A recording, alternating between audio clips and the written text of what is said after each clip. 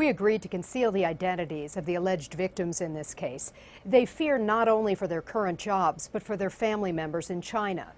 You're about to see an alleged pattern of sexual harassment and assault, and a company that appears to have taken years to stop it.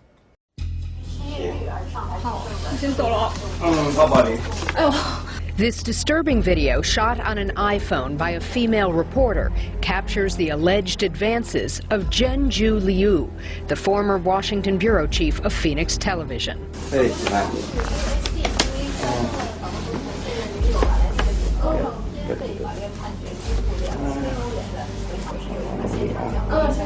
The reporter struggles throughout the video.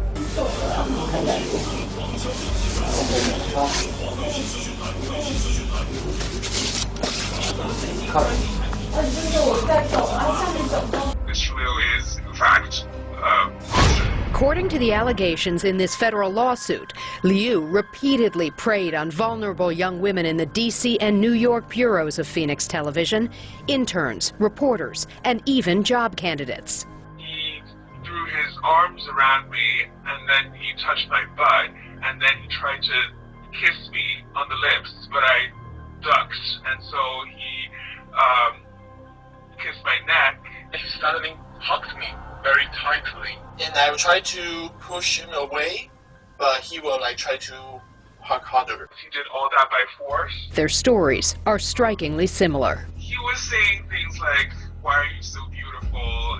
and "You have very beautiful eyes." He was saying, "You have beautiful eyes." He always say that I am pretty and I know how to make myself very presentable. Liu allegedly invited them to luxury hotel rooms and even to Atlantic City to discuss job performance and career opportunities, according to the complaint. Mr. Liu, with one hand still on my shoulder, and used the other hands to touch my breast. This young woman says he even forced his way into her apartment after regularly talking at the office about sex acts and rape. I heard that he unzipped his pants, and I was very scared. He used his power and position to get a woman, and very often in a very brutal way. The men who stood up for their female colleagues were fired. Pure retaliation. Nothing but that. I never feel regret. If I chose again, I would choose to support this female victim again. The federal complaint alleges Phoenix Television knew about Liu's predatory behavior for as long as 8 years, but did nothing until late last year, when Liu was removed. A Mercedes was parked in the driveway, but no one answered the door at the Liu home in suburban Washington. One day later, Liu called us from China and said we'd frightened his adult children and neighbors by stopping by.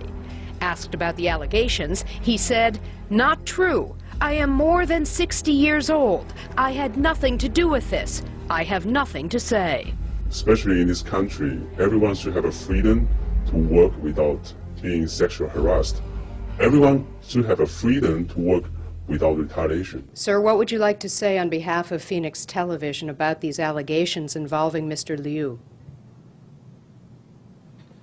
The new D.C. bureau chief at Phoenix TV declined to answer our questions and called security. I think we should call the security guard first. According to the complaint, he is the man who fired the male employees who stood up for the women who were allegedly victimized. Phoenix Television emailed us a statement saying the lawsuit is full of inaccuracies and false information about the company. So far, 10 women have come forward with allegations of sexual harassment and assault. Andrea McCarran, WUSA 9.